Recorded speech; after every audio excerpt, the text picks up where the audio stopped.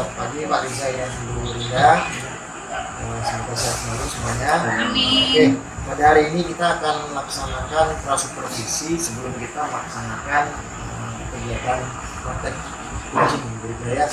Juga di dalam LMS itu kan terdapat rubrik penilaian sesi demonstrasi kontekstual, yang mana kita harus melaksanakan prasupervisi, kemudian nanti observasinya itu kita praktik coaching itu, dan yang terakhir adalah pasca percakapan kita sebagai coach maupun coach dan juga sebagai pengamat.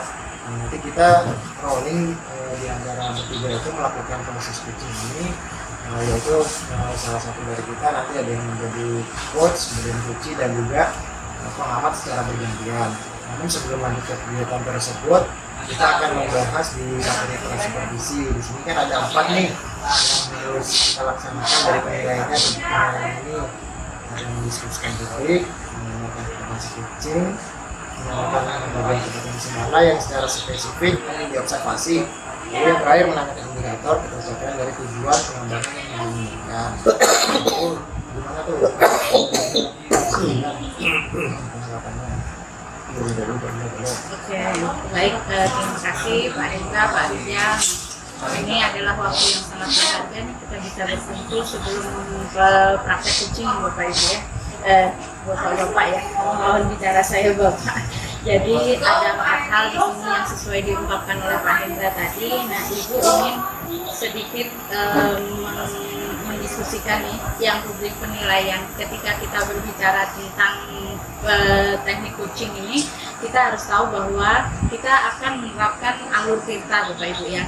Nah, di dalam alur tirta ini kan kita memahami otomatis rubrik penilaian yang akan kita pakai ketika kita berbicara tentang coaching ini ya, kita memahami tujuan dari coach maupun coachee, kemudian kita memahami identifikasi, kemudian kita juga mengetahui mengidentifikasi sambil menuntun coachee ini ketika kita menjadi coach, bagaimana rencana aksi yang akan dilakukan oleh si coachee tersebut.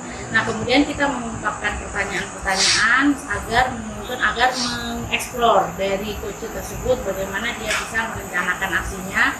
Nah, kemudian yang terakhir adalah bagaimana implementasinya yang berupa sebuah tanggung jawab. Kapan hal itu akan dilaksanakan. Nah, itu saya rasa yang berkaitan dengan rubrik penilaian. Nah, mungkin menurut Pak Rijal?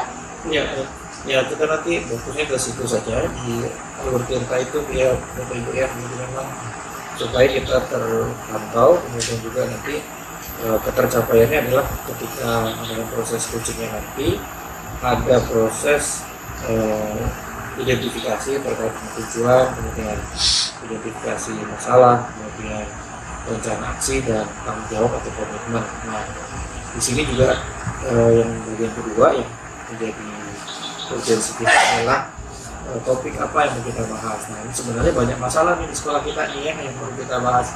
Nah, cuma saya mau tahu dulu nih dari apa, dari berapa, dari saya itu berapa. Kalau dari saya pribadi itu lebih ke penerapan implementasi kurikulum mereka di Provinsi Jawa, baik secara project maupun non project ya. Cuma ini saya lebih perlu dibahas ke semangat atensi dari Provinsi Jawa dulu ya, karena yang lain itu bisa menyusul. Baik, mungkin itu kalau dari Pak Indra apa nih yang mau disampaikan? Dari saya sendiri, Pak Rinda dan Bu Rinda itu tentang nilai atau kepedulian, baik dari murid maupun dari rekan sejauh di sekolah. Ini kepedulian tentang lingkungan sekolah. Dari situ topik yang saya ambil dari proses. Mungkin Bu Rinda? Oke. Kalau saya sih otomatis karena saya guru mapel ya, sebenarnya saya juga tertarik dengan beberapa hal yang mungkin tidak berkaitan dengan mata pelajaran, tapi di sini kayaknya saya lebih tertarik dengan penanaman budaya positif, baik itu ke siswa yang berkaitan dengan pembelajaran ataupun mungkin dengan Bapak Ibu guru ya. Bapak Ibu guru, nah spesifikasinya kita ke rekan sejawat bagaimana kita menginspirasi dan bahkan mengajak mereka untuk selalu berbudaya positif, melaksanakan disiplin positif, dan kemudian yang paling penting adalah tanpa pemaksaan. Mungkin itu ingin saya kembangkan. lanjut mungkin kita akan ke bagian kompetensi yang akan diukur sudah ya. Iya, Berarti dari- ketercapaian ya. Iya, ketercapaian. Nah, ketercapaian tujuan pengembangan yang diinginkan. Pak Nikhil atau Pak Ya, Hendra dulu. kalau dari saya ketercapaiannya yang jelas ada apa namanya ungkapan bahwa kita melakukan proses studi identifikasi secara detail, kemudian nanti kita ketemu dengan solusi-solusi yang akan dikembangkan, sehingga nanti ujung-ujungnya adalah ketercapaian pelaksanaan. Jadi semua yang kita permasalahkan ini itu bisa ditemukan solusinya. Itu harapannya kalau dari saya. Kalau ini banyak. Cukup. Kalau dari saya sendiri Bu, Pak adalah bagaimana nanti tanggung jawab atau komitmennya ini bisa menjadi suatu budaya ya. Secara berkelanjutan berarti. Kelanjutan itu suatu saat itu saya ingin seluruh murid itu dan juga tanggung jawab menjadi budaya untuk peduli, terutama peduli lingkungan dulu juga. Jadi nanti di batas pengembangan yang saya lakukan itu tadi adalah menjadi budaya, di mana ketika kita budaya kita lingkungan bersih, maka sekolah menjadi nyaman, sekolah menjadi itu sih. Oke. Baik, kalau Ibu sih kalau kita berbicara tentang indikator ketercapaian dari tujuan pengembangan yang diinginkan, yang pasti ya seperti juga yang Pak Rizal maupun Pak Hendra bilang tadi, ketika kita berbicara bagaimana kita bisa mencapai suatu tujuan, maka kita berbicara di sini apa yang kita inginkan yang tercapai. Nah, otomatis ketika saya berbicara disiplin positif, budaya positif, maka di sini juga artinya gini, sesuatu itu bisa tercapai ketika saya sudah melihat bahwa kita sebagai warga sekolah semua mempunyai lingkungan yang aman, nyaman, dan menyenangkan dengan perilaku kita semua, yaitu perilaku disiplin positif yang akan menciptakan lingkungan yang positif dengan budaya yang positif. Itu adalah indikator ketercapaian dari apa yang akan kita kembangkan di sini dalam proses course ini. Ini tuh Cukup berindah Pak Rizal. Ya. Oke, mungkin bisa kita akhiri sesi konsultasi pada hari ini ya. Ya. Semoga nanti lancar pada saat pelaksanaan. Amin. Proses meeting kita. Saya akhiri. Assalamualaikum warahmatullahi wabarakatuh. Waalaikumsalam warahmatullahi wabarakatuh.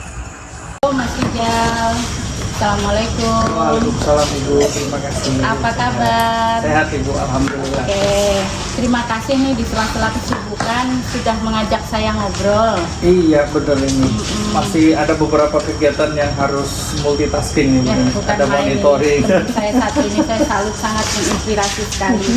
Oke, baik, karena waktu kita kan tidak banyak nih Pak Baik, Rijal baik. ya. Jadi dalam diskusi atau percakapan kali ini apa sih yang ingin Mas Rijal omongkan dengan diskusi singkat kita ini? Ya sebenarnya yang ingin saya sampaikan sebenarnya adalah curahan hati nih Bu Linda yang terkait dengan kita ini kan menjadi pionir ya, menjadi rujukan dari sekolah penggerak angkatan pertama yang hari ini mau tidak mau, suka tidak suka harus menjadi contoh cerminan bagi sekolah-sekolah di seluruh Kalimantan Timur ini. Namun berdasarkan pengamatan saya di lapangan, khususnya di SMA 11 Samarinda, di sekolah kita ini masih banyak rekan-rekan sejawat yang belum bisa memahami, memaknai dan bersinergi dengan perubahan yang ada. Nah ini juga menjadi kegelisahan. Kenapa? Karena mau tidak mau rekan-rekan kita ini harusnya selama kurang lebih 1 tahun ini harus bisa berbagi praktik baik. Namun masih ada yang belum percaya diri, kemudian perangkat belum lengkap, PMN sekedarnya, kemudian komunitas belajar belum aktif. Sementara tuntutan ini juga menjadi bagian yang harus kita kerjakan segera mungkin. Mungkin itu Bu Ajarin. Oke, berarti kalau saya tangkap begini, ada kegelisahan, ada kegundahan ketika tergabung dalam komite pembelajaran yang seharusnya menjadi pionir, namun ada beberapa rekan ini yang masih belum bersinergi. Betul. Nah, kemudian dari sinergi tersebut otomatis kita terkendala di beberapa kegiatan. Padahal kenyataannya di sekolah penggerak ketika kita berbicara tentang implementasi kurikulum merdeka di sekolah penggerak, kita sudah harus menjadikan ikon ya Pak, menjadikan diri kita atau anggota dari komite pembelajaran ini adalah pionir Pak ya, untuk Betul. bisa berbagi praktek baik siapapun yang membutuhkan. Betul. Oke, baik Pak, selanjutnya kalau seperti itu kondisinya, nah kemudian dalam waktu yang tidak lama ini apa sih yang Pak Rizal inginkan dari percakapan kita kali ini? Setelah Bapak mengetahui kondisi tersebut, apa yang diinginkan berikutnya? Hal yang paling saya inginkan adalah pertama, secara progresif rekan-rekan ini mulai berpikir dan memahami serta memaknai serta melakukan ya, bagaimana menjadikan kurikulum Merdeka ini sebagai lompatan dari perubahan mindset berpikir, dan khususnya adalah menghadirkan pembelajaran yang menyenangkan berpihak pada murid. Ini juga nanti terkait dengan banyak hal, ada budaya positif, ada pembelajaran di kelas dan lain-lain. Nah, cuma saya masih ambil skopnya ini ke tingkat kita sebagai guru, karena saya memaknai bahwa kurikulum Merdeka ini adalah bukan siswanya dulu yang belajar, tapi gurunya dulu yang belajar. Ketika kita sudah siap, ready, ini bisa kita praktikkan kepada peserta didik atau rekan sejawat. Begitu Bu Rizal. Oke, kalau yang saya tangkap berarti yang Bapak Rizal inginkan ini adalah perubahan mindset ya. Ya. Bagaimana kita mulai dari diri kita untuk mewujudkan anak-anak yang bahagia, anak-anak yang mencapai keselamatan adalah Bapak Ibu guru dulu belajar. Bagaimana kita bisa mewujudkan lingkungan yang baik mungkin ya, Ya. di dalam pembelajaran, kemudian menginspirasi beberapa rekan sejawat. Oke, baik, saya tangkap. Nah, setelah itu menurut Pak Rizal apa sih yang terbaik yang bisa Bapak lakukan? Hari ini yang bisa saya lakukan adalah memberikan perhatian pada rekan-rekan sejawat, karena saya juga menyadari bahwa perhatian saya selama ini masih kurang ya, karena harus berbagi dengan pekerjaan, kemudian berbagi juga dengan sekolah lain yang harus saya bina, dan itu juga tanggung jawab saya selaku guru pionir yang mewakili SMA 11 di luar untuk menjaga nama baik sekolah. Untuk rekan sejawat, hari ini memang dari berbagai isu yang saya terima, berbagai komentar yang saya terima, memang perlu diberikan sentuhan lebih dekat, sehingga saya secara personal sebenarnya sudah saya lakukan gitu, ke satu guru, kemudian satu persatu, tetapi secara komunal, secara kelompok ini memang belum terdeteksi, karena harusnya hari ini komunitas belajar kita itu sudah ready gitu ya, udah fight, tapi komunitas belajar kita juga masih belum maksimal gitu. Jadi sehingga ada kesan bahwa belajar sendiri dengan belajar bersama-sama itu kan berbeda. Nah, hari ini fokus saya adalah bagaimana rekan-rekan sejawat, yuk kita belajar bareng. Nanti kalau udah bisa, yuk kita juga berpraktik baik bareng gitu. Rencana saya begitu. Oke.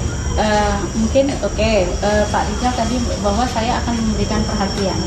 Nah, mungkin di sini kalau boleh saya tahu nih, secara konkret perhatian itu dalam aksi apa? Aksi nyatanya Baik. mungkin seperti itu.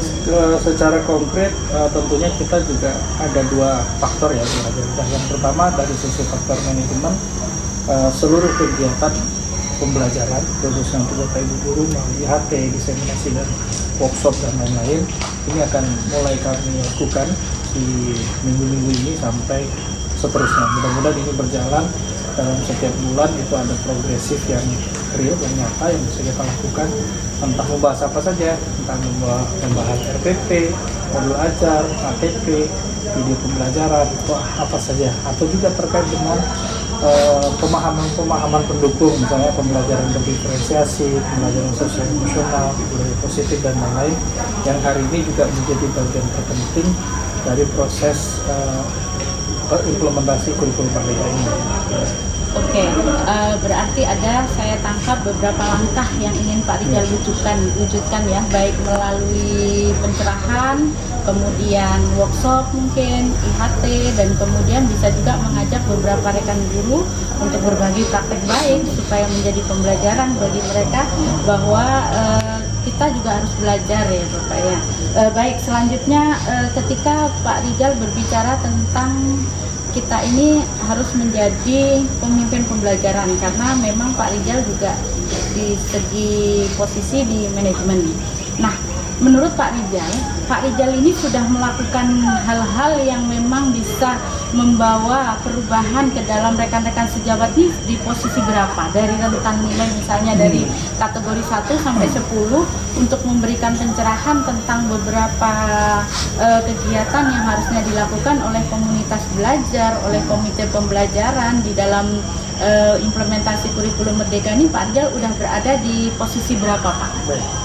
Untuk posisi pelayanan dari manajemen ke rekan-rekan sejawat, hari ini kita sudah kita ambil taraf di 7 lah, karena kita sudah memfasilitasi rekan-rekan baik secara personal maupun secara kelompok melalui beberapa bentuk kegiatan-kegiatan, kemudian melalui pendampingan secara individu juga sudah kita lakukan. Namun kalau bicara antusias dari rekan sejawat, lagi-lagi karena kita kurikulum Merdeka ini pembelajarannya tidak memaksa, artinya ketika peserta didik pun tidak dipaksa, maka kami juga secara manajemen mengharapkan rekan sejawat belajar juga tidak dalam keadaan terpaksa, tapi memang benar-benar saya butuh ini gitu.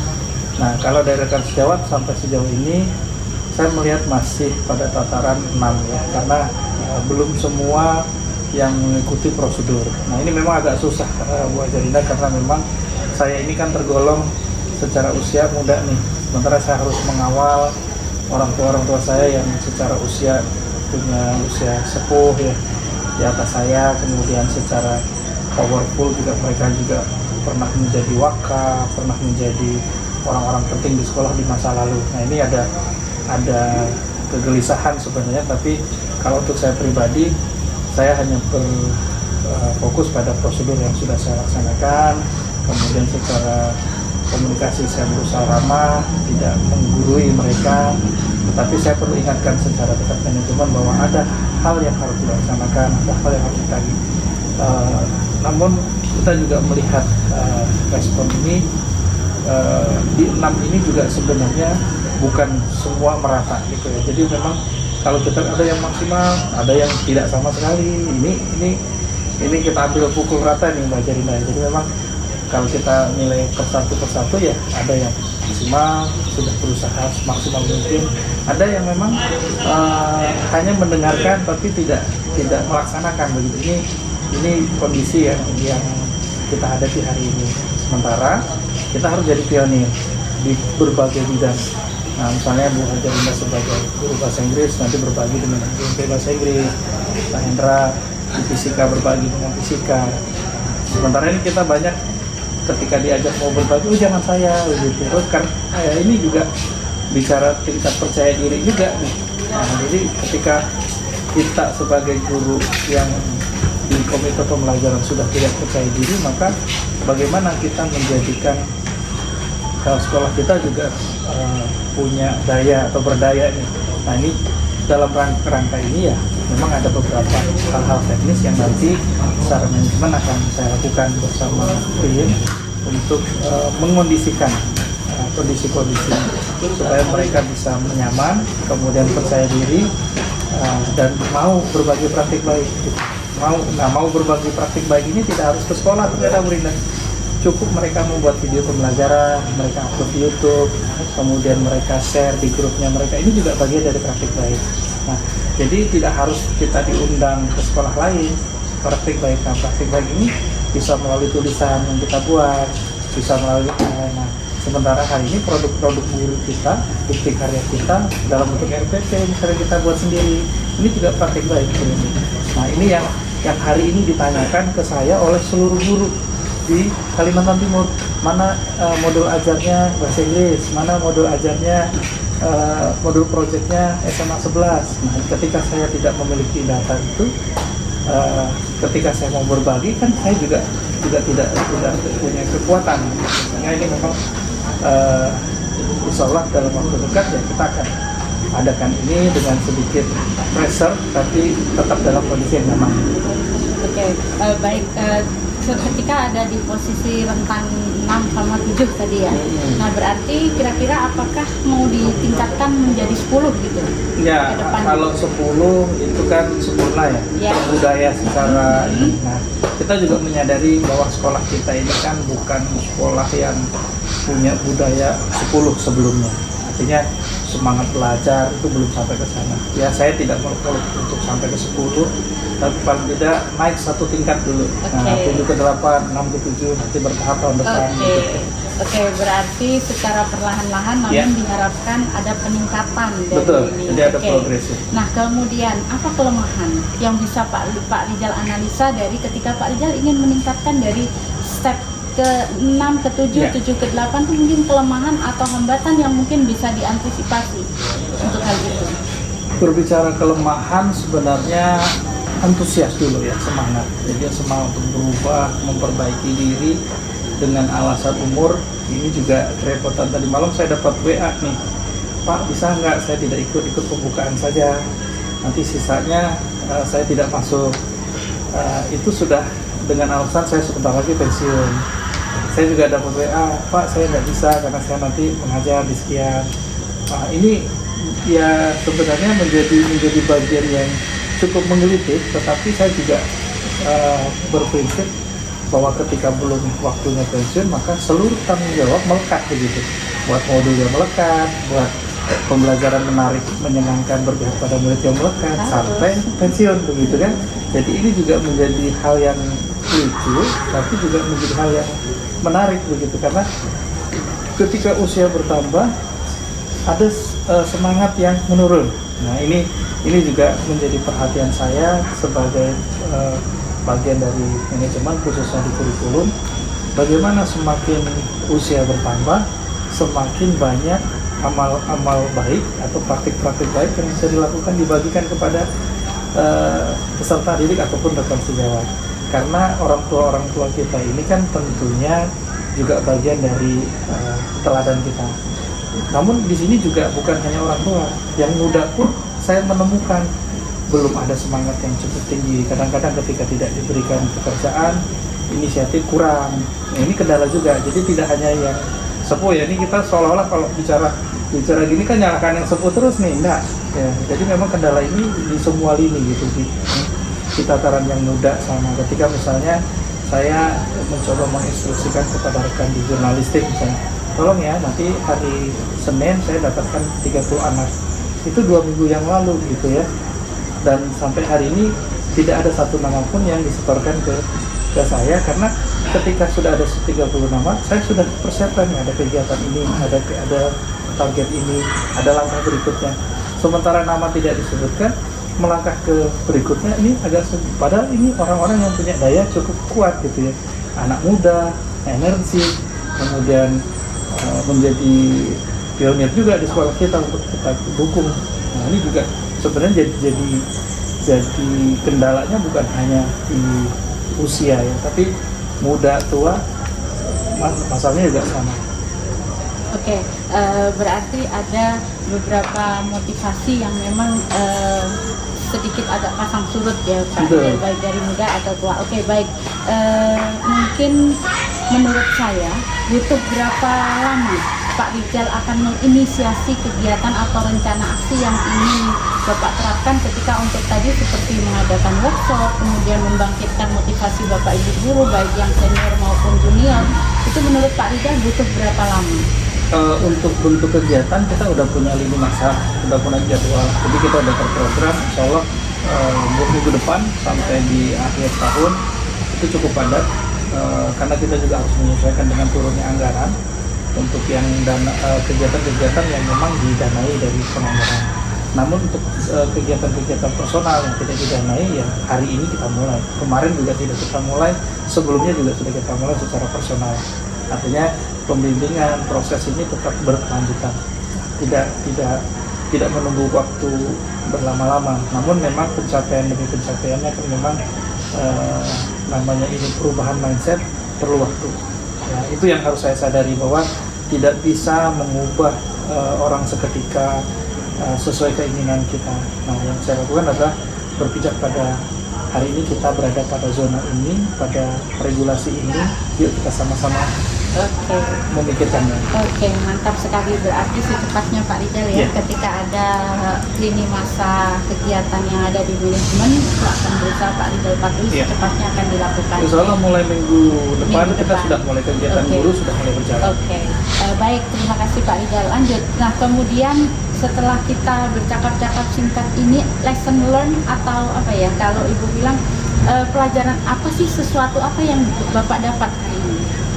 Kalau yang saya dapat adalah bahwa merubah mindset itu tidak bisa seperti kembalikan telapak tangan. Itu sangat mudah. Memang perlu sabar, perlu waktu yang panjang, perlu perhatian lebih. Kadang-kadang kita sudah memperhatikan saja dianggap tidak memperhatikan. Kadang-kadang kita sudah melayani dengan baik, dianggap belum melayani. Kadang-kadang kita sudah memfasilitasi kegiatan, ada saja yang kurang. Ini normatif di mana-mana sama. Tapi kami dari manajemen ataupun dari kurikulum melihat perubahan yang ada, ya kita mencoba memberikan solusi-solusi alternatif bagi Bapak Ibu guru supaya mau meningkatkan baik secara kompetensi. Kan kita kalau lihat guru kan banyak nih, ada pedagogiknya, ada sosial emosional mereka, kemudian profesionalisme mereka sebagai Bapak Ibu guru dan lain-lain. Nah, ini juga kompetensi sosial ya, termasuk mereka berada di lingkungan kita ini kan dengan kemajemukan yang beda-beda nih, apalagi Samarinda heterogen, ada berbagai suku bangsa dan dengan berbagai karakter juga, yang sama-sama Jawa saja beda karakter gitu. Nah, ini saya rasa perlu berproses. Ya, jadi memang selaku manajemen, walaupun secara usia saya masih di bawah rekan-rekan, saya harus jauh lebih bersabar. Yang paling penting itu menurut saya. Oke, baik Pak Rizal, kalau bisa saya sedikit tarik intinya bahwa menurut Pak Rizal ini dari pembicaraan kita ini, bahwa kita tahu bahwa bukan hanya kebutuhan belajar peserta didik yang kita pahami. Iya. Kebutuhan belajar Bapak Ibu guru juga perlu kita pahami bahwa mereka beragam. Ada yang budayanya bisa cepat, ada yang budayanya bisa agak sedikit perlu bimbingan, dan ada juga dari Bapak Ibu yang punya motivasi tinggi untuk berubah, tapi ada juga yang motivasinya masih perlu dibangun. Nah, oke. Baik, senang sekali Pak Rizal. Sungguh saya rasa ini adalah waktu yang sangat berharga buat saya, bisa ngobrol dengan Pak Rizal, kemudian dengan Pak Hendra selaku pengamat. Selanjutnya harapan saya nanti kita bisa ngobrol lagi ya Pak ya. Baik.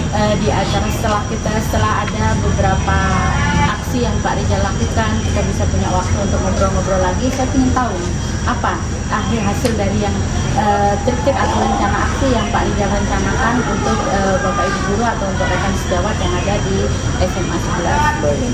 Secara teknis, kalau di implementasi kurikulum Merdeka ini kan dibangun dengan beberapa kekuatan.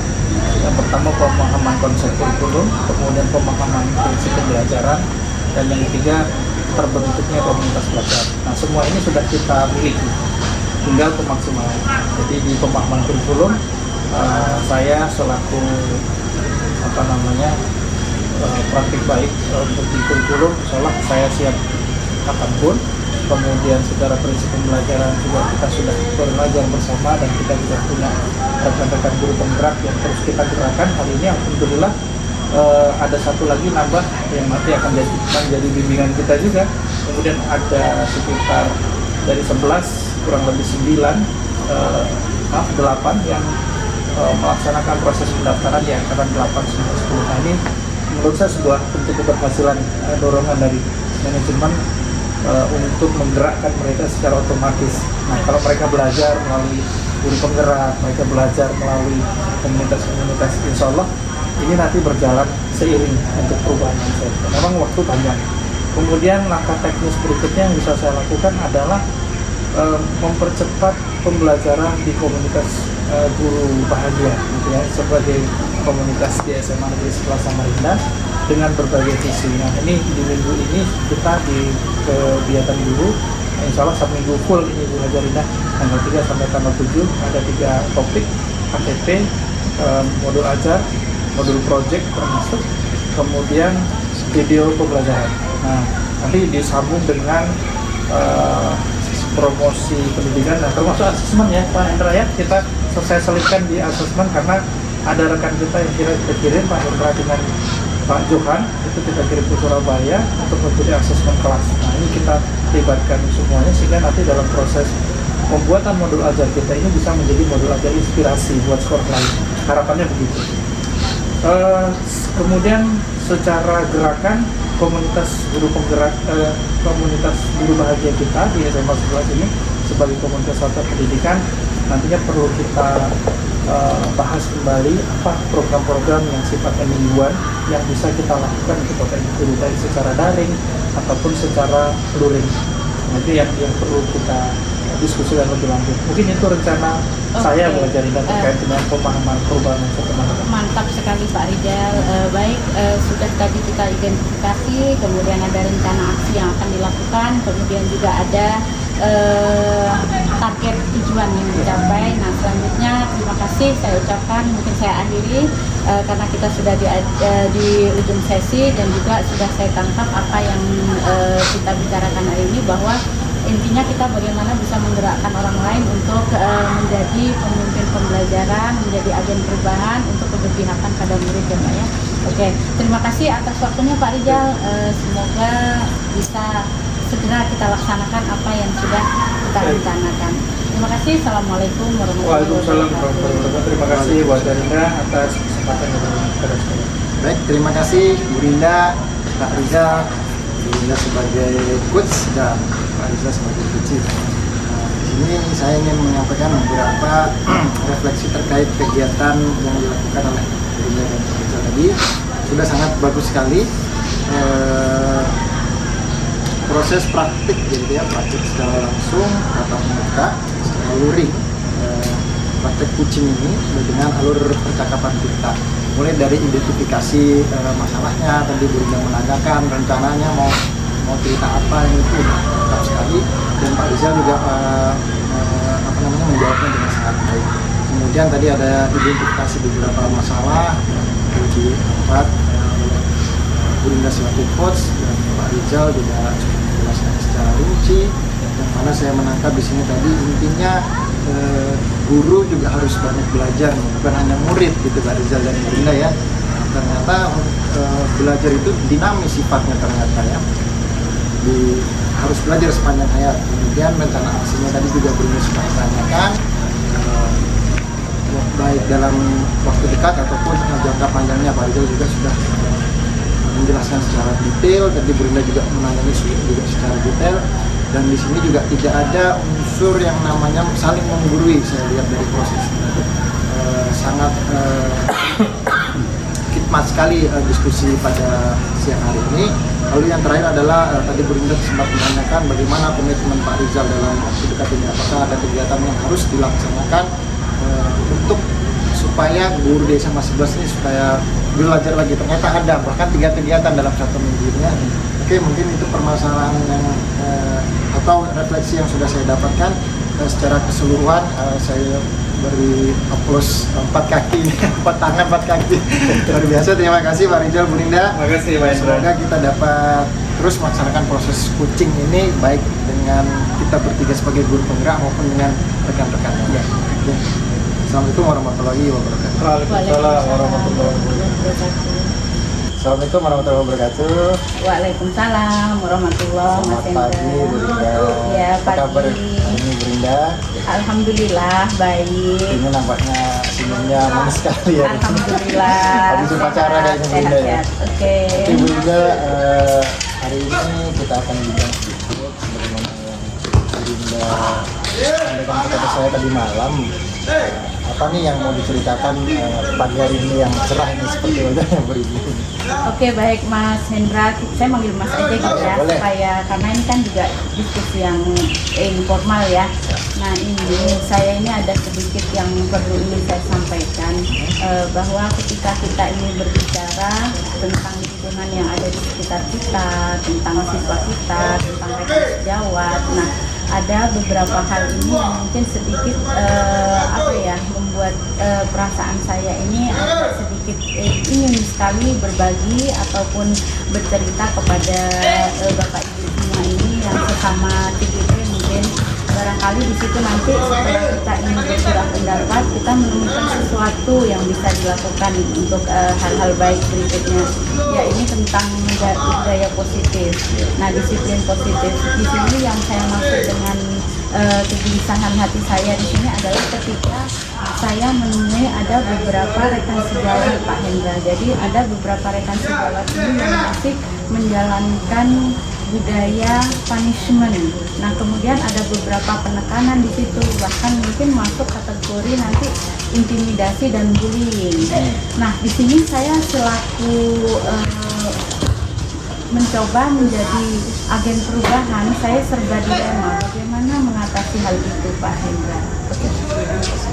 Oke, jadi saya menangkap apa yang dari Bu Rinda sampaikan, bahwasanya masih ada beberapa rekan sejawat nih Bu ya, yang mungkin dalam mendidik murid itu masih bahasa kasar kita atau sehari-hari kita lebih ke perilaku yang bully atau perundungan itu Bu Rinda ya. Nah, Bu Rinda sendiri pernah nggak melihat itu secara langsung di depan mata atau hanya laporan dari murid nih?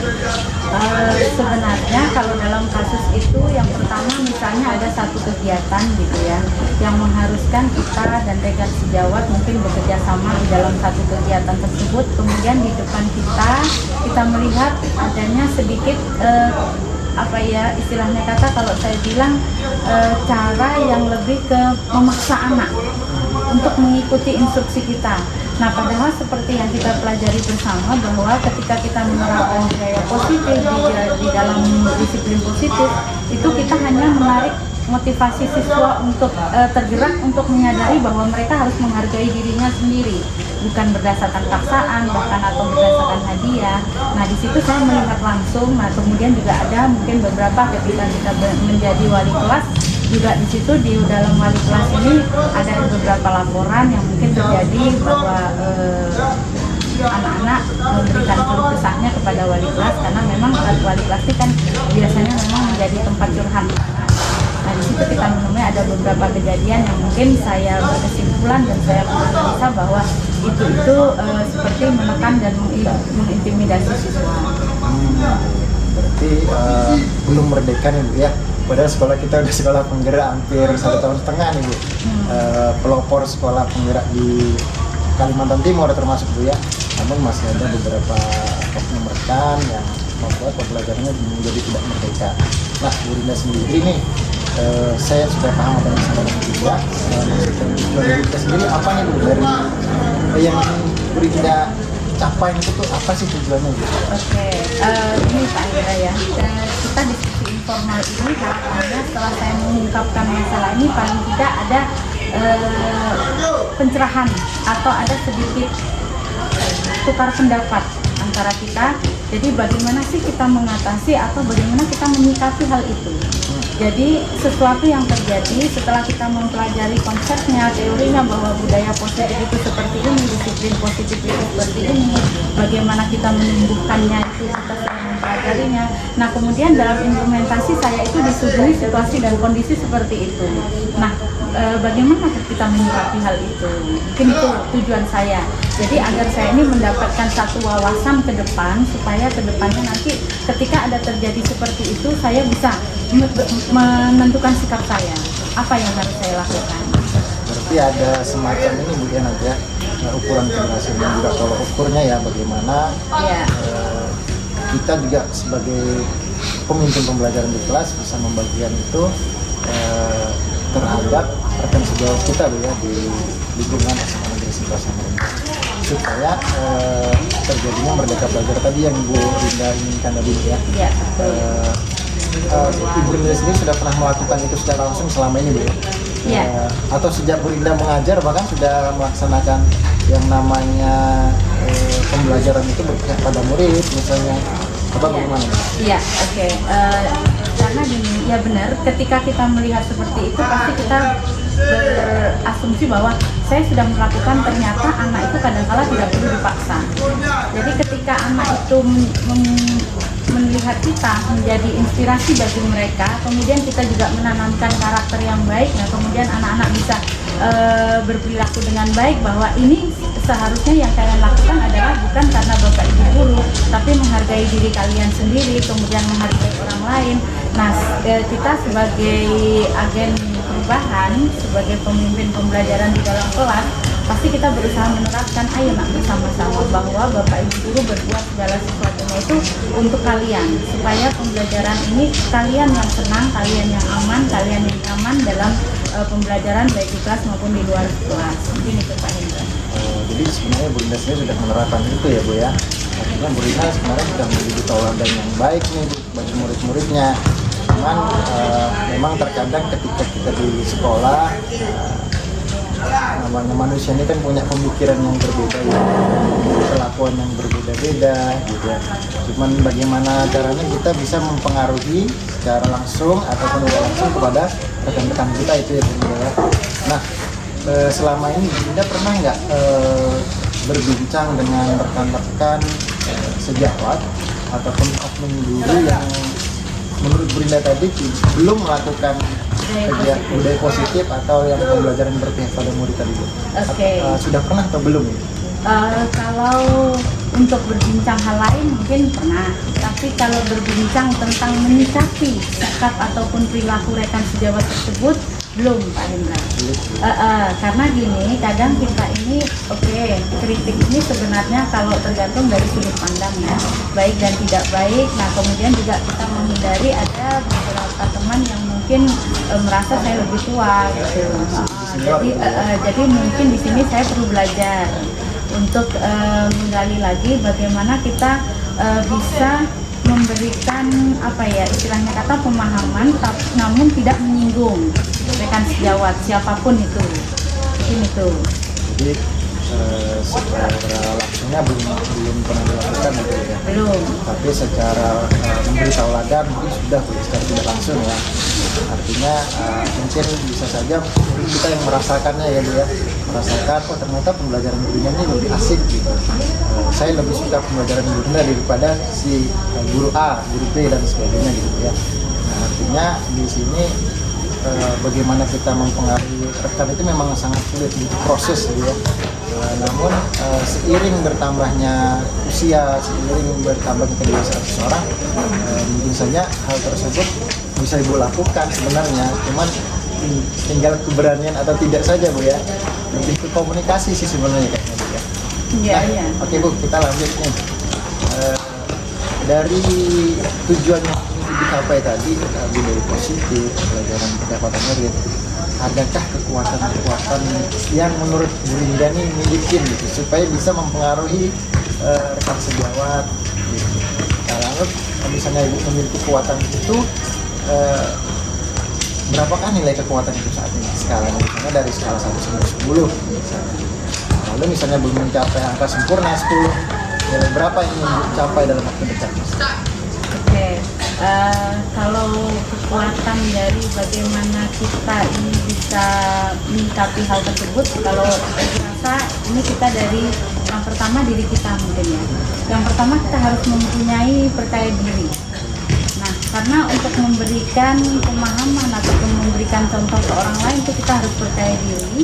Setelah kita percaya diri, baru kita bisa memberikan teladan atau menginspirasi orang lain. Nah, kemudian actingnya adalah caranya bagaimana dengan mengajak kolaborasi baik misalnya secara sederhana seperti ini, kita ajak ngobrol secara tidak langsung, secara informal mungkin ya. Nah, jadi di sini kita mengajak menuntun Bapak Ibu rekan sejawat kita mungkin untuk memahami bahwa seperti ini loh budaya positif, seperti ini loh disiplin positif. Nah, kalau nilai rentan saya melakukan hal itu menurut saya mungkin masih 5 Pak Hendra.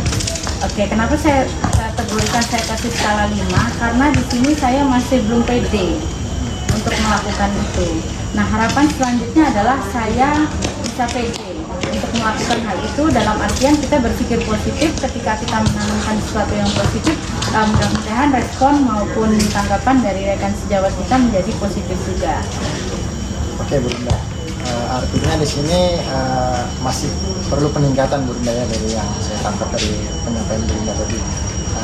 Jadi di dalam mungkin untuk membagikan ini sebagai praktik baik, mungkin mungkin bisa ke rekan yang lebih dekat dulu misalnya. Ya kan Bunda ya, Ya. kita kan pasti punya teman dekat nih. Ya. Teman dekat seperti sistem kerjanya MLM Bunda Ya, kan, dari oke. satu kepala ke kepala yang lain, mungkin seperti itu Bunda. Mungkin bisa saja di teman Ibu Rinda yang A dekat dengan si B nih bisa menularkan yang tadinya Bu Rinda tidak akrab dengan si B, tapi si A teman Ibu Rinda yang A akrab, itu mungkin bisa penularannya seperti Bu Rinda ya. Nah kemudian dalam pelaksanaan ini Bu Rinda kira-kira nanti itu ada hambatannya nggak atau gangguan nih? Kalau misalnya ada, solusinya gimana tuh? Oke, pasti ya Pak. Setiap kegiatan itu pasti hambatan, apalagi ketika kita berbicara. Kalau ada kata orang itu kan kita tidak perlu menjelaskan siapa kita kepada orang lain yang menyukai kita, dan kita pun tidak perlu memberi penjelasan yang apapun ketika orang lain itu tidak suka dengan kita. Nah di sini mungkin hambatannya akan diminimalis adalah ketika kita berusaha untuk berlaku sebaik mungkin saja, menjadikan bahwa misalnya kita berlaku ketika kita menemui kasus anak-anak, kita tidak membentak-bentak mereka, kemudian ketika kita menggiring anak-anak misalnya untuk sholat, untuk dan sebagainya, kita menyentuh hati mereka. Yang pertama kita sholat juga dulu misalnya seperti itu. Jadi kita tidak perlu meneriaki. Kemudian ketika kita mengajak anak-anak ke lapangan, kita berkeliling juga itu. Nah di situ mungkin yang bisa kita terapkan. Namun kembali lagi hambatannya adalah terkadang kita ini ada beberapa kegiatan yang bersamaan. Nah di situ kita tidak bisa fokus. Nah solusinya adalah ya ini kolaborasi sama rekan sejawat. Nah itu mungkin solusi yang baik. Jadi Bapak Ibu kita semua bekerja sama, akhirnya sebuah keputusan yang baik kita akan lahir dari kolaborasi yang baik tadi. Oke, berarti solusinya tadi saya tangkap bahwasanya gangguan pasti ada ya, hambatan pasti ada, baik dari faktor kita sebagai guru maupun dari murid kita sendiri ya. Lalu solusi yang bisa tawarkan atau ibu sampaikan tadi sangat bagus menurut saya nih ya, karena Bunda ini orangnya visioner nih udah nih. Tadi misalnya mau nyuruh siswa atau murid sholat nggak perlu teriak-teriak, jadi kita dulu kasih contoh nih, kalau sudah azan ya udah kita selesai untuk aktivitas, kita ke masjid wudhu gitu ya. Atau mau nyuruh ke lapangan upacara nggak perlu nyuruh siswanya teriak-teriak gitu Bu ya, kita langsung keliling di sana gitu ya. Oke Bu, kita langsung saya mau minta jajak pendapatnya lagi di rencana aksi Ibu ke depan. Kan kita udah saya udah nanya tujuan Ibu Rinda apa, lalu identifikasi permasalahan itu sudah lengkap Ibu jelaskan, dan Ibu Rinda bahkan memiliki solusi-solusi yang ajib nih, bahasa Arabnya ajib gitu ya. Nah yang ketiga nih di rencana aksi nih Bu dalam waktu dekat, apa yang ingin Ibu laksanakan di sana dari kegiatan tujuan budaya positif? Oke, yang pertama mungkin Ibu akan memperbaiki diri dulu pasti ya. Kemudian yang kedua mencoba berkomunikasi dengan semua rekan sejawat, terutama yang kita pada saat itu kita temui melakukan hal-hal yang mungkin tidak sesuai dengan budaya positif tadi. Nah mengajak seperti ini, ngobrol bincang-bincang santai, mungkin melalui teknik coaching ini kita menuntun mereka untuk menyadari, bukan kita menyalahkan bukan. Jadi kita menuntun mereka untuk menyadari apa yang harusnya dan apa yang tidak seharusnya mereka lakukan berdasarkan kesadarannya Bapak Ibu. Jadi seperti berkaca pada diri sendiri atau introspeksi lah Iya, gitu Bu oke. ya. Oke, saya tangkap. Kemudian Bu, ada nggak prioritas utama nih Bu yang menjadi kenapa harus melakukan ini?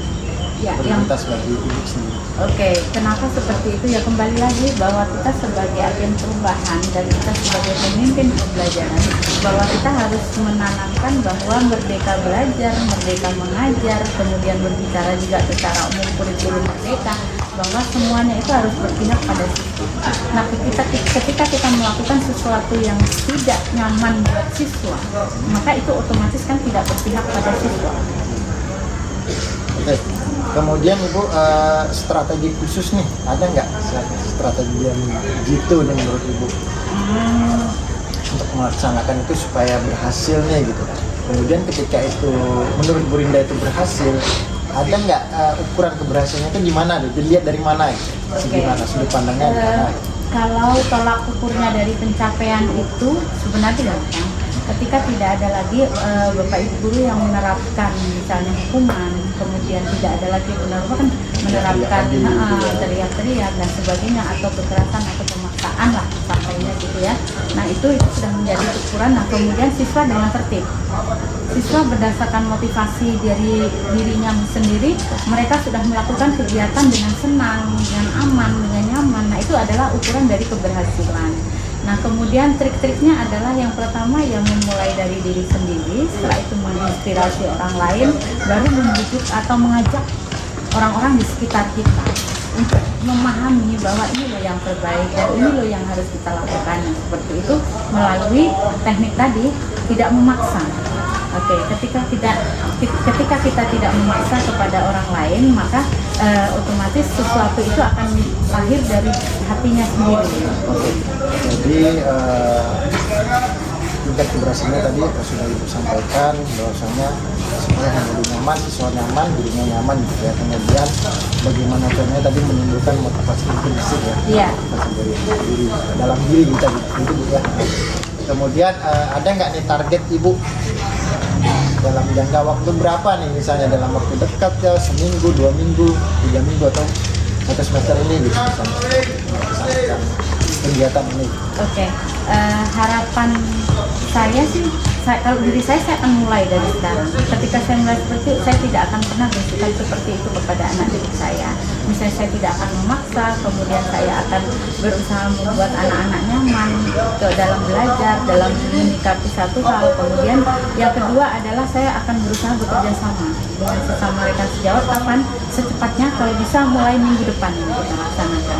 Jadi agar ketika saya melihat seperti itu kejadian yang mungkin menurut saya adalah akan memaksa peserta didik, bahkan akan menimbulkan dendam, maka saya akan mencoba untuk berkomunikasi dengan rekan sejawat tersebut. Ini loh Pak, maksudnya anak-anak kayaknya lebih tertantang nih kalau seperti ini nih gitu.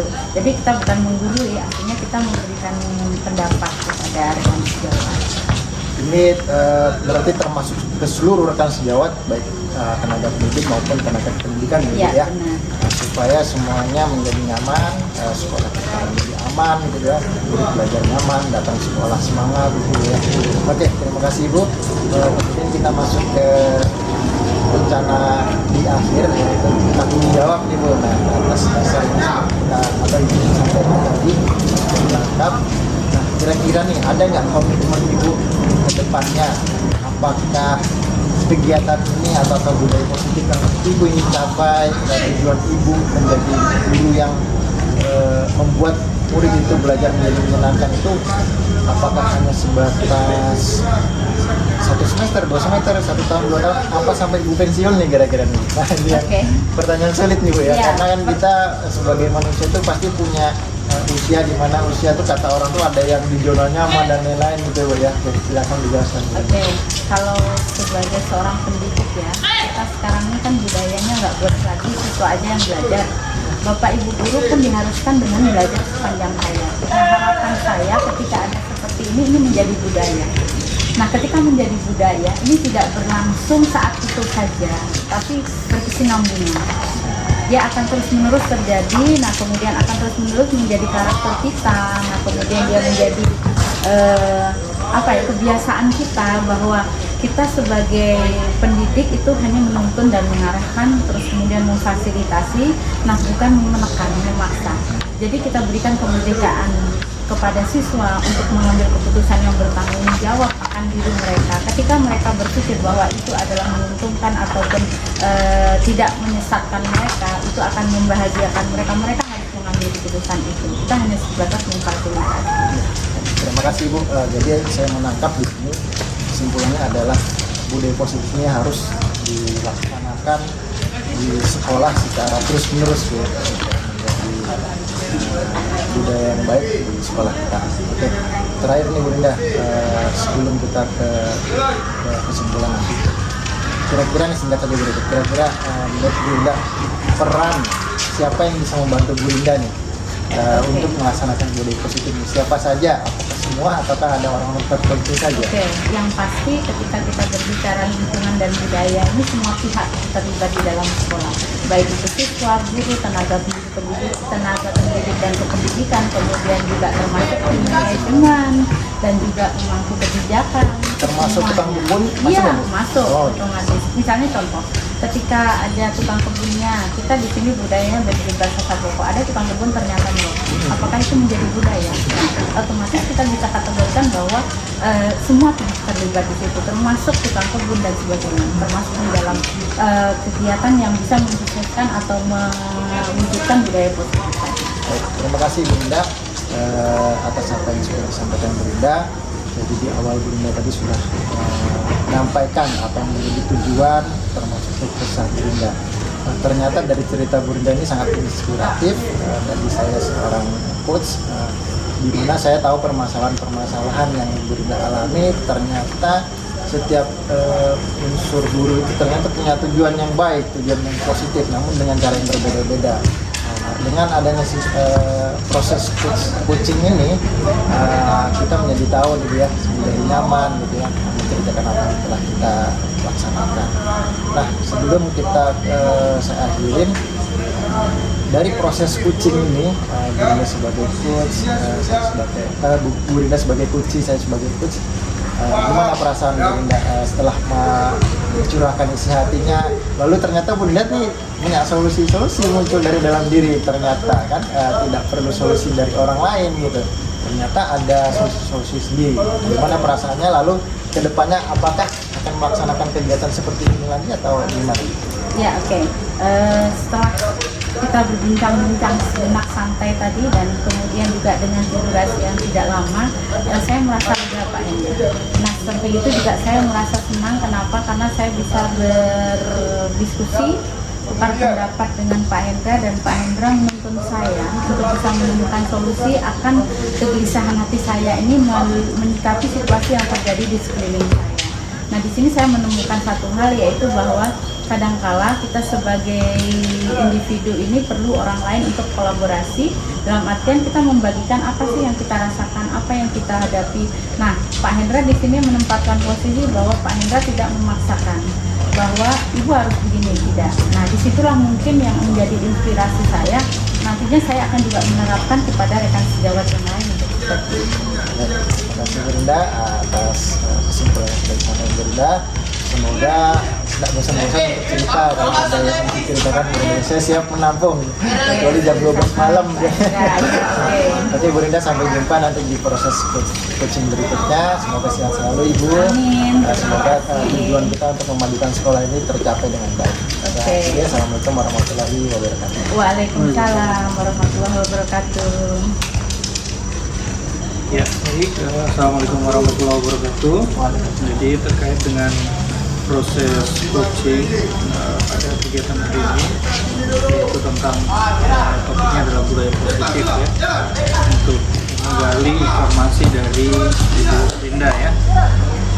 Untuk pola alur kita yang sudah digunakan dalam proses coaching semuanya sudah lengkapi. Ada proses penarikan tujuan, kemudian identifikasi, rencana aksi, serta tanggung jawab yang sudah disampaikan oleh Pak Indra selaku coach ya. Di sini juga saya melihat ada proses mendengarkan secara aktif, kemudian Bu Linda dan Pak Indra sebagai mitra ya, yang punya kesetaraan, tidak ada yang merasa lebih. Kemudian ada pemberian kebebasan untuk bersuara ya, jadi memang benar-benar diambil dari solusi-solusi inspiratif dari Bu Linda selaku coach atau yang punya permasalahan. Di sini ada beberapa solusi-solusi yang sudah disampaikan tadi ya, cukup menarik menurut saya. Kemudian dari sisi coach Bu Linda ini juga sudah melengkapi setiap pertanyaan-pertanyaan dari Pak Hendra, kemudian terbimbing ya melalui pertanyaan-pertanyaan itu untuk menggali informasi-informasi yang sebenarnya yang tadinya mungkin dalam keadaan bingung ya, ketika berakhirnya proses coach ini ada beberapa catatan-catatan yang saya lakukan yang menghasilkan sebuah solusi-solusi nih Bu Haja Linda ya. Nah ini juga memang menarik, dan yang paling penting sebenarnya ini adalah perasaan bahwa plong ya. Nah, plong ini yang memang kalau biasanya kita ada proses monitoring atau evaluasi biasa kan agak gugup tuh, agak tegang. Nah ini dengan proses coaching ini saya melihat Pak Indra santai, tersenyum, dan Bu Haja juga lega menyampaikan dengan terbuka. Ini bagian daripada budaya positif juga yang perlu dikembangkan. Mungkin itu komentar dari saya. Selamat untuk Pak Indra selaku coaching dan Bu Haja Linda selaku coach ya. Nah ini mudah-mudahan nanti kegiatan ini bisa berjalan dengan baik di waktu-waktu berikutnya. Terima kasih. Assalamualaikum warahmatullahi wabarakatuh. Waalaikumsalam.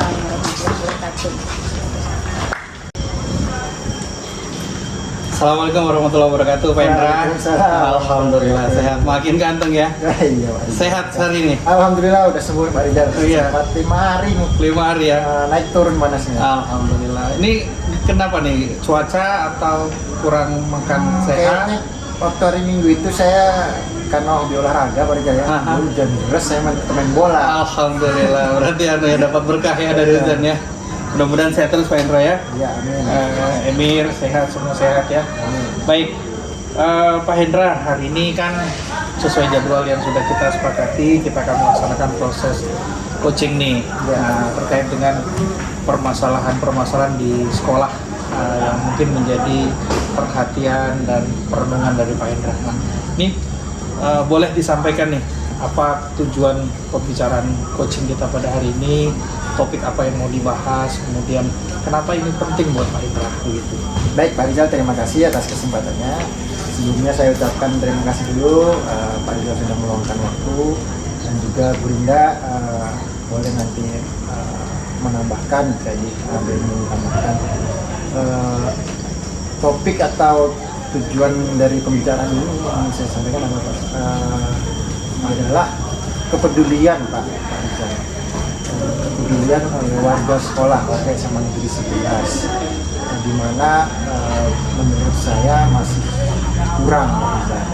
Kepedulian ini dalam arti yaitu tentang dengan lingkungan sekitar, baik lingkungan kebersihan maupun lingkungan terhadap kita melihat sesuatu yang menurut saya itu negatif tapi tidak ditegur.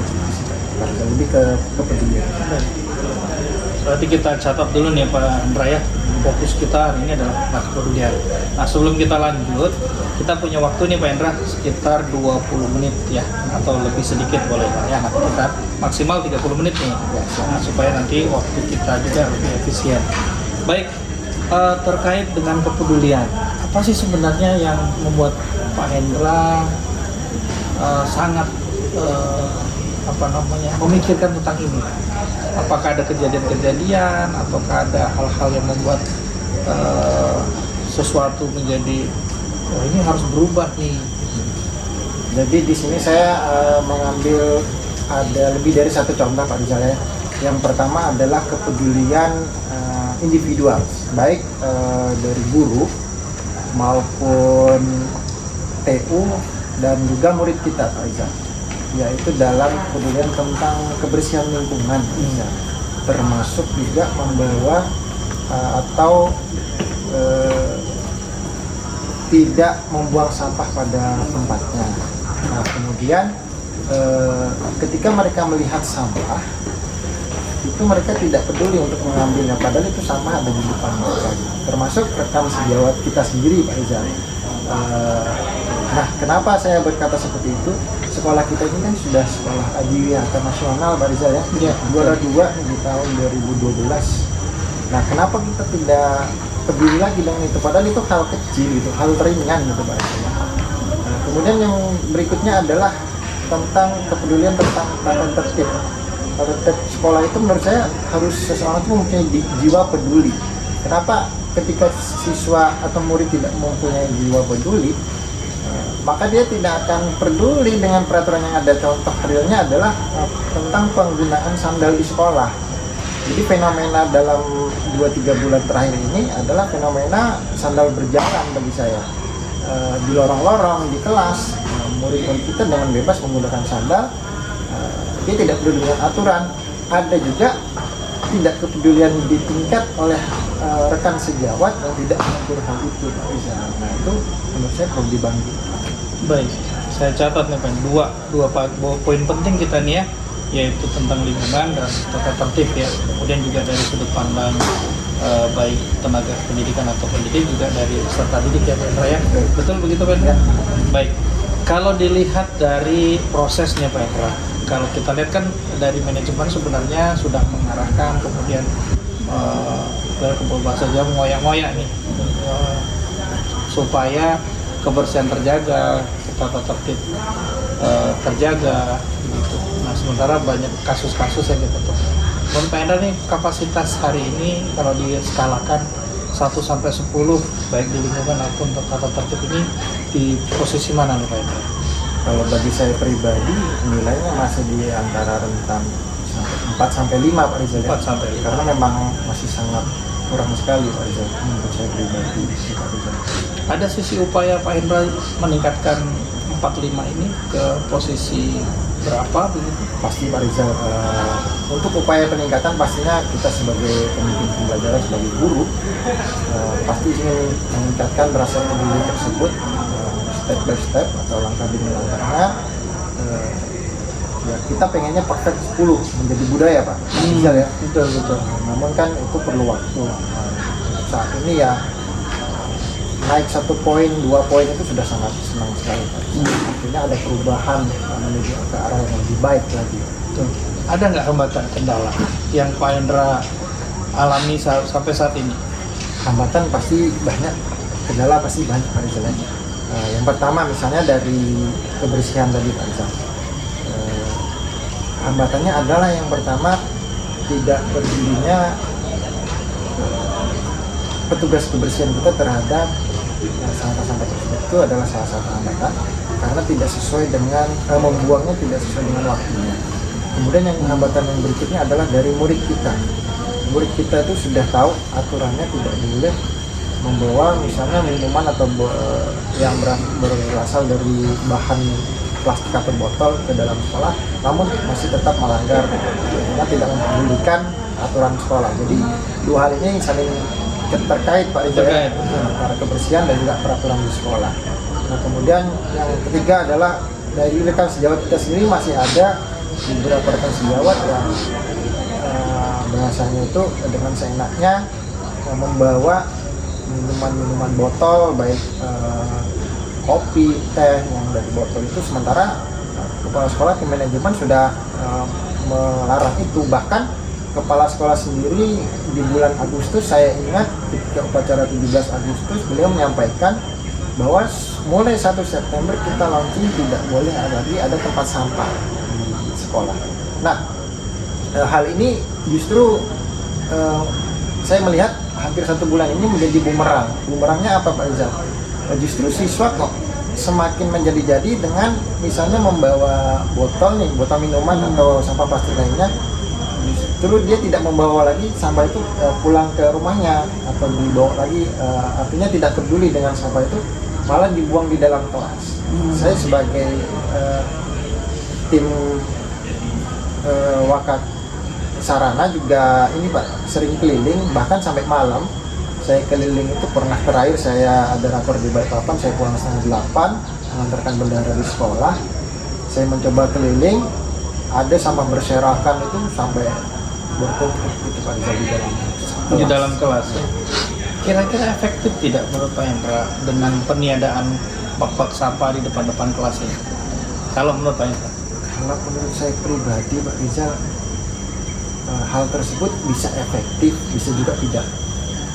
Kalau tidak efektifnya di bagian siswa kita masih belum memiliki kesadaran bahwa sampah plastik itu berbahaya.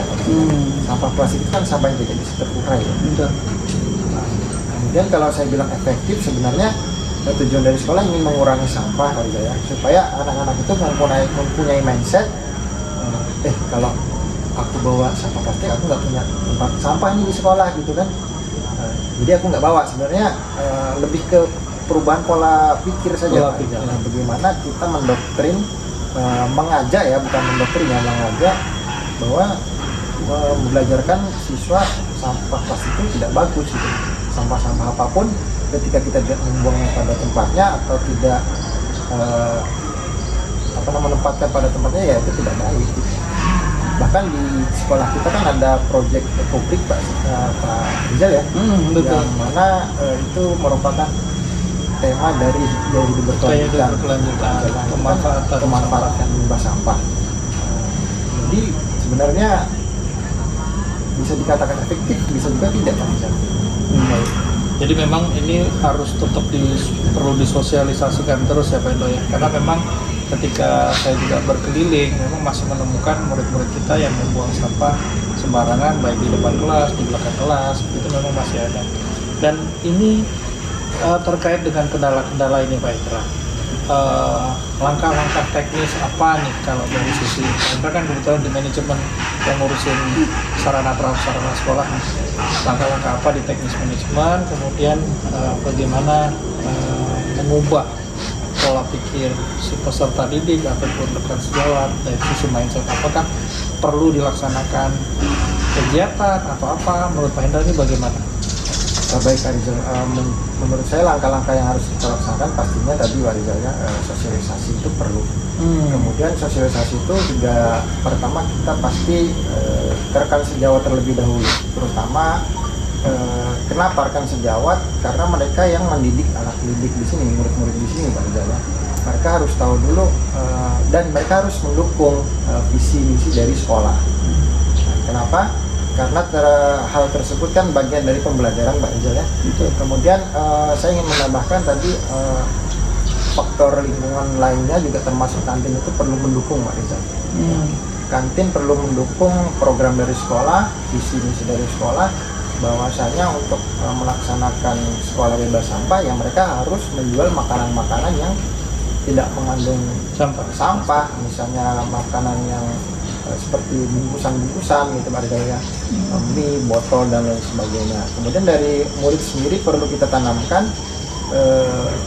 bahwasanya bahaya sampah ini sangat tidak baik gitu loh Pak Rizal. Apalagi misalnya kita makan mie instan, kita tidak munafik, kita juga pernah makan mie instan Pak Rizal. Namun kalau saya perhatikan bahkan murid itu hampir setiap hari saya pernah ngecek dan saya pernah bertanya, kamu hari ini makan apa nak? Saya makan mie yang di styrofoam, saya tidak sebut merek pada saya. Dan juga besoknya saya tanya, dia makan mie gitu kan, mie lagi gitu. Nah ternyata kan itu tidak baik Pak Rizal ya. Apalagi di styrofoam itu sangat tidak baik sebenarnya. Kemudian sosialisasi yang perlu dilakukan lainnya adalah kepada orang tua. Bagaimana kepedulian orang tua itu terhadap muridnya, terhadap anaknya, untuk mengajarkan peduli terhadap lingkungan. Gitu. Ada 2 poin ya Pak Hendra ya, ada kantin, ada orang tua. Ini dalam hal ini ya, dalam hal kira-kira nih Pak Hendra, kantin dan orang tua peserta didik ini dalam penanggulangan permasalahan di lingkungan kita ini seberapa penting dan apa yang harus dilakukan mereka untuk mendukung program lingkungan di sekolah ini Pak Hendra? Ya, yang pertama kantin Pak Rizal. Kantin pastinya harus memiliki SOP Pak Rizal. Jadi mereka di sini kan berjualan itu kan ibaratnya mencari rezeki Pak Rizal. Mencari rezeki itu harus yang halal Pak Rizal ya, sesuai aturan itu Pak Rizal ya. Bukan berarti saya bilang kan tersebut haram, bukan tidak. Artinya ketika kita bekerja sesuai dengan kapasitas, sesuai dengan aturan, maka insya Allah akan menjadi berkah. Itu yang pertama Pak Rizal. Kemudian yang kedua, kantin juga harus mendukung visi misi sekolah. Dia harus peduli juga Pak Rizal terhadap kesehatan anak-anak murid kita, karena yang mereka jual itu kan ketika tidak sehat mereka itu menjadi tidak berkah Pak Rizal, tidak berkah sama sekali. Kenapa? Di dalam aturan pihak kesehatan, pihak Dinkes dan lain-lain, puskesmas dan lain-lain itu sudah juga pernah melakukan monitoring ke sini, Pak Rizal, bahwasanya ini loh makanan yang boleh dijual, ini yang tidak. gitu. Kemudian yang kedua, menurut saya bagi orang tua adalah sebaiknya untuk orang tua memberikan bekal saja kepada anak-anak. Jadi mereka peduli nih terhadap kesehatan gizinya anak-anak. Kalau saya menyiapkan makanan, mungkin anak-anak akan lebih terjaga nih nilai gizinya gitu. Kemudian porsinya juga orang tua tahu, sehat tidaknya air yang diminum, bersih tidak air yang diminum, kan orang tua tahu seperti itu. Mungkin kan orang tua akan memberikan yang tidak baik untuk anaknya, pasti ingin memberikan yang terbaik. Menarik masalah bekal ya Pak Endra. Boleh didetailkan kembali kira-kira seberapa manfaat bekal ini bagi anak-anak Pak Endra? Ya, sangat bermanfaat sekali Pak Rizal. Yang pertama kan anak-anak pasti diberikan makanan yang terbaik dari orang tua. Kemudian yang kedua pasti mereka membawa tumbler minuman atau tempat makanan sendiri sehingga tidak menimbulkan sampah Pak Rizal. Ya kan? Misalnya kan kotak nasi nih, bawa nasi dan lauk-lauk, bisa itu dibawa pulang lagi. Nah mungkin harusnya mereka buang Pak Rizal ya. Nah itu sih manfaatnya sangat banyak, dari nilai gizinya anak-anak, kebutuhan makan anak-anak, kebersihannya.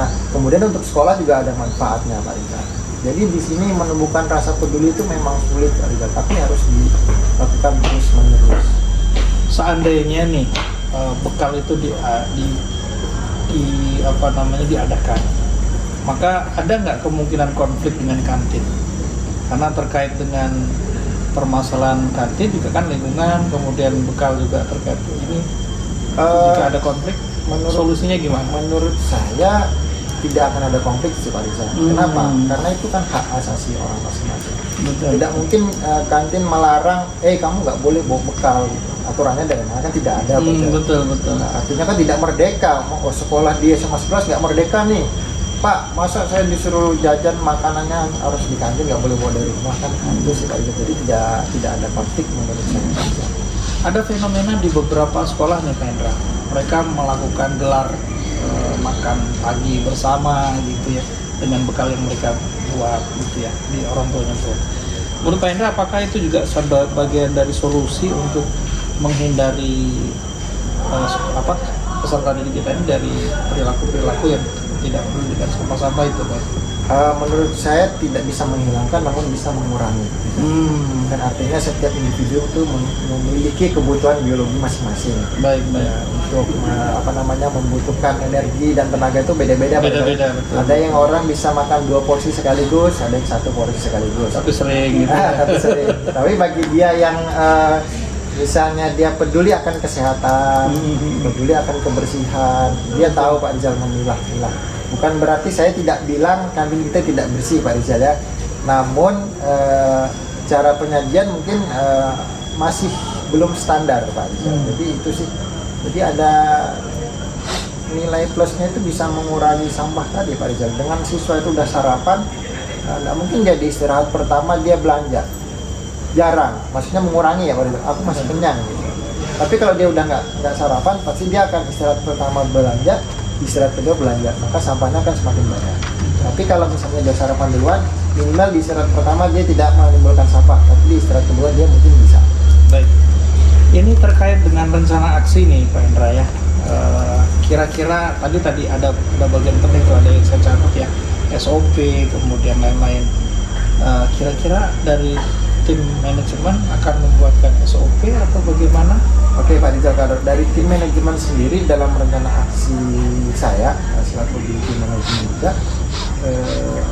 pastinya akan melaksanakan atau membuat yang SOP dan itu berdasarkan laporan dari Dinkes dan juga Puskesmas Pak Rizal. Karena kita kemarin bekerja sama juga dengan Puskesmas terdekat di Sambutan, bahwasanya mereka sudah berkeliling dan saat ini mereka sedang proses pembuatan daftar makanan mana saja yang layak dijual dan mana saja yang tidak boleh dijual. Nah di situ nanti kita tekan MOU-nya bersama, kantin mengetahui, kepala manajemen atau kepala sekolah mengetahui, dan juga mungkin kita mengambil juga dari murid untuk sebagai saksi bahwasanya supaya ini tidak boleh dilakukan. Mana yang boleh dimakan, mana yang tidak boleh dijual gitu Pak Rizal ya. Nanti akan ditempel di kantin-kantin tersebut. Baik. secara jangka waktu nih Pak Indra, ini kan berbicara terus menerus nih ya, apakah dalam waktu dekat 1 minggu, 2 bulan untuk pelaksanaan SOP ini Pak Indra? Untuk pelaksanaan SOP ini sebenarnya sudah berjalan Pak Rizal, cuman kita masih menunggu dan kita berkoordinasi, saya bersama Wakahumas selalu berkoordinasi dengan pihak puskesmas. Saat ini mereka masih merincikan itu. Kegiatan ini sebenarnya sudah 3 minggu yang lalu Pak Rizal puskesmas itu ke sini. Namun saat ini karena mereka yang ditangani sekolahnya banyak, kita hanya SMA 11, terutama mereka menangani di SD juga yang banyak, itu jadi mereka perlu waktu katanya. Jadi tidak ada sekolah yang prioritas, jadi mereka membuatkan daftarnya secara bersama. Ada tidak peluang konflik Pak Indra terkait SOP ini, baik di kantin ataupun di mana? Pasti ada Pak Rizal kalau peluang konflik ya. Iya. Dan kalau begitu gimana solusinya supaya kan kita ingin menciptakan kedamaian ya, sebagai semboyan kita juga bahwa damai itu indah ya, begitu. Jadi kalau untuk menghilangkan konflik ya kita duduk bersama pasti Pak Rizal ya. Betul, untuk musyawarah Secara kekeluargaan, karena dengan komunikasi kolaborasi bersama insya Allah ditemukan solusi bersama Pak Rizal. Misalnya contoh nih, misalnya pihak puskesmas melarang nih makanan A, tapi karena A ini menurut si kantin menguntungkan, mudah mendapatkan, oh tidak bisa Pak, itu aman saja misalnya. Nah kita harus beri pemahaman Pak, nilai gizinya berapa, bahan pengawetnya seperti apa dari pihak puskesmas tadi Pak, sehingga pihak kantin mengerti. Dan bisa juga kita analogikan seandainya anak bapak yang memakan ini bagaimana gitu. Pasti kan namanya manusia, apalagi kita tinggal di Indonesia Pak, dengan berbagai macam budaya, dengan berbagai macam ras, itu pasti ada perbedaan, namun dengan perbedaan-perbedaan itu kita bisa temukan solusinya secara bersama. Baik.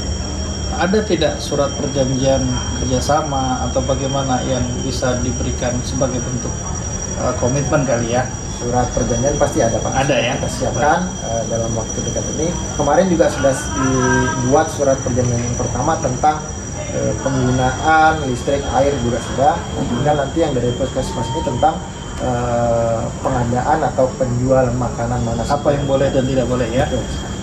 Kalau dari peserta didik dan rekan sejawat ya Pak Indra, bentuk komitmen seperti apa yang bisa dilakukan?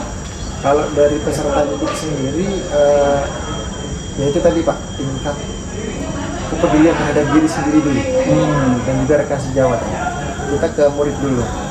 Ketika murid tersebut peduli akan kesehatan, insya Allah dia pasti akan berkomitmen untuk tidak melakukan atau tidak membeli makanan yang tidak bergizi ataupun makanan yang menimbulkan sampah yang banyak tadi Pak.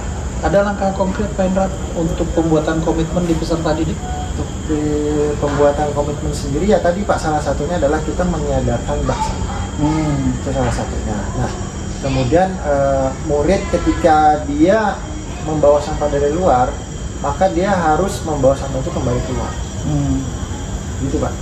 Nah di sini saya sebenarnya memiliki beberapa agen perubahan di murid. Saya sudah mulai bentuk di kelas itu ada 2 orang pertama ini Pak, untuk mengawasi siapa-siapa saja kelas yang masih teman-temannya itu yang masih membuang sampah sembarangan, membawa makanan yang menimbulkan sampah. Itu saya minta dulu catat dulu namanya. Nah kemudian biasanya saya memanggil anak tersebut, saya tidak langsung menjudge dia. Nah, saya cuma berpura-pura tanya, kemudian memberikan edukasi dan pemahaman. Itu sih langkah yang beberapa sebulan terakhir saya lakukan Pak Rizal. Sejauh ini seberapa efektif Pak Indra? Sejauh ini ada beberapa murid yang mengalami perubahan dari, karena saya mengamatinya hanya di kelas 11 Pak Rizal ya. Jadi ada 7 kelas, itu di kelas 11C seingat saya itu ada 3 orang, kemudian yang satunya ada perubahan Pak Rizal. Namun yang 2 masih berdasarkan laporan dari agen saya tersebut masih menggunakan atau membeli makanan-makanan yang menghasilkan sampah yang banyak. Kemudian untuk rekan sejawat sendiri ya tadi komitmennya Pak, kita buat bersama, kita beri tauladan yang baik bagi murid kita, bagaimana kita mencontohkan hal yang baik kepada murid kita gitu Pak Rizal. Bagaimana kita bisa memberi teguran kepada murid sementara kita masih melakukannya, itu sih Pak Rizal. Berarti sudah ada langkah-langkah konkret ya untuk ketiga titik ini ya, baik dari kantin maupun dari peserta didik ataupun dari sejawat yang dinaungi oleh tim manajemen ya Pak Hendra ya. Ini Pak Hendra, ada hal yang menggelitik sebenarnya terkait dengan bentuk komitmen akhir kita ini, yaitu kira-kira ukuran keberhasilan yang oh ini bagusnya sudah gitu. Ada walaupun memang kan kita berproses nih Pak Hendra ya, tapi dalam proses kita berkomitmen dan lain-lain tentu ada hal yang kita capai. Oh ini sudah kita capai. Ini ukuran Pak Hendra dalam waktu dekat ini bagaimana? Ukuran keberhasilannya pasti di tingkat volume sampah Pak Rizal. Baik. Karena kan di depan kelas sudah tidak ada bak atau tong sampah lagi, cuma ada sampah kecil di dalam kelas. Kita lihat dari situ. Ketika itu tidak penuh atau tidak volumenya tidak bertambah, berarti menurut saya itu bagian dari keberhasilan Rizal. Baik. Makin menurun, dan termasuk lingkungan di sekitar kelas. Ketika tidak bersih, tidak ada sampah, berarti memang benar anak-anak tidak ada membawa sampah atau tidak menghasilkan sampah lagi, termasuk di dalam laci dan sebagainya. Baik, terima kasih Pak Hendra. Ini cukup menarik ya. Kita udah bahas dari tujuan, kemudian identifikasi masalah yang kita sampaikan, kemudian rencana aksi dari Pak Hendra juga sudah tersampaikan dengan detail. Kemudian di akhir ada tanggung jawab berupa komitmen yang harapannya nanti ada SOP, ada yang ini bagus lagi nih kalau misalnya ada hal-hal yang bisa secara manajemen tadi yang dari pihak-pihak yang lain ya, yang seperti Hendra sebutkan tadi, itu juga bisa bergabung untuk sama-sama membuat komitmen ya. Dan ini penting buat kita semua. Baik, terakhir nih Pak Hendra sebelum kita tutup nih, apa yang Pak Hendra rasakan dari proses coaching kita kali ini? Ya Pak Rizal, pasti bahagia Pak Rizal bisa curhat gitu kan di depan Pak Rizal, depan Bu Rinda gitu kan, selaku kakak-kakak saya di sini yang sedia setiap saat bimbing saya 25 jam jam 1 di WA gitu kan. Pasti proses coaching ini bermanfaat bagi saya, dapat bertukar pikiran, saya dapat mengeluarkan segala keluh kesah dan juga dapat pencerahan dari Pak Rizal juga, mungkin bisa saya tambahkan ke dalam rencana aksi saya ke depan. Baik, terima kasih Pak Hendra, Bu Rinda selaku pengamat di kita. Kita tutup proses coaching kita pada hari ini. Terima kasih. Mudah-mudahan kita selalu menjadi pribadi-pribadi yang menebar manfaat ini. Assalamualaikum warahmatullahi wabarakatuh. Waalaikumsalam. Selanjutnya saya serahkan ke Bu Rinda selaku pengamat kegiatan kita pada hari ini. Silakan Bu Rinda. Oke, baik, terima kasih. Nah, di sini saya berperan sebagai pengamat. Baru saja saya mengamati ada rekan sejawat saya di CGP, ada Pak Rizal selaku coach, kemudian ada juga Pak Hendra selaku coachee. Nah, ada beberapa hal yang ingin saya sampaikan dari proses percakapan coaching tadi. Yang pertama adalah semua dari alur tahapan Tirta ini sudah tergambar atau terdeskripsikan dengan jelas di situ. Dimulai dari identifikasi tujuan. Nah, tujuannya adalah di sini Pak Hendra mengungkapkan dengan pertanyaan Pak Rizal melalui apakah bagaimana sih saya bisa menumbuhkan kepedulian warga sekolah tentang lingkungan, tentang kesehatan, tentang tata tertib dan sebagainya, itu sudah tergambar jelas. Nah, kemudian setelah tujuan juga ada identifikasi masalah. Dari identifikasi masalah-masalah yang terjadi atau kondisi yang terjadi di sekeliling kita di SMA 11, bagaimana siswa itu tidak peduli dengan sampah plastik yang dibawa, kemudian bagaimana mereka juga tidak memahami bahwa mereka seharusnya mengonsumsi makanan yang sehat, yang baik buat tubuhnya. Nah, itu juga merupakan beberapa kondisi yang meminta atau mengajak kita untuk peduli akan situasi seperti itu, bagaimana kita mengambil langkah atau mengambil rencana aksi. Nah, kemudian berikutnya juga ada gambaran tentang rencana aksi yang disampaikan. Nah, rencana aksi yang disampaikan di sini bagaimana upaya tim manajemen Pak Rizal dari Wakakur, kemudian Pak Hendra dari Wakasarana, bagaimana mereka berkomitmen, misalnya yang pertama dengan meniadakan bak sampah agar anak-anak peduli ketika tidak difasilitasi mereka bisa mengelola sendiri, mereka bertanggung jawab sendiri akan sampah yang dia hasilkan. Nah, kemudian ada juga kerjasama dengan puskesmas selaku tim kesehatan di sekolah tingkat daerah. Nah, kemudian juga bekerja sama dengan BPOM yang akan memeriksa makanan-makanan yang layak konsumsi untuk kantin-kantin yang ada di sekolah. Nah, kemudian setelah rencana aksi di sini, bagaimana keefektifannya langkah-langkah yang akan diambil, kemudian tergambar jelas di situ dari percakapan yang saya amati tadi. Kemudian juga ada diungkapkan beberapa langkah-langkah teknis dari mulai sosialisasi baik ke orang tua, ke peserta didik, juga terutama ke seluruh warga sekolah. Jadi kita memberikan contoh bahwa ketika kita membawa tumbler untuk minuman, kita mengurangi sampah plastik. Nah, siswa di situ secara tidak langsung juga mengamati perilaku semua warga sekolah yang ada, termasuk juga gurunya. Nah, kemudian juga semua warga sekolah. Nah, kemudian juga kita sarankan bahwa ada beberapa siswa yang membawa bekal. Nah, di situ semua sudah tergambar jelas sampai akhirnya yang di akhir dibahas tentang tanggung jawab. Apa sih tanggung jawab kita selaku pendidik?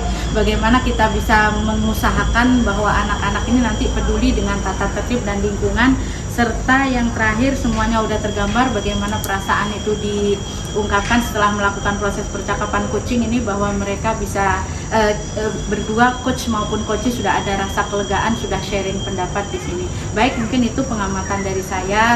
Oke, halo Mas Rijal. Alhamdulillah. Assalamualaikum. Waalaikumsalam warahmatullahi wabarakatuh. Oke, baik, kita lanjutkan ini setelah tadi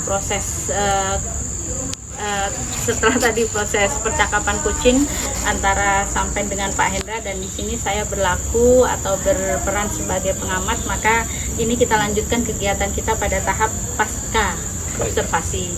Nah, ada beberapa hal yang ingin saya gali dari Pak Rijal setelah melaksanakan proses coaching ini.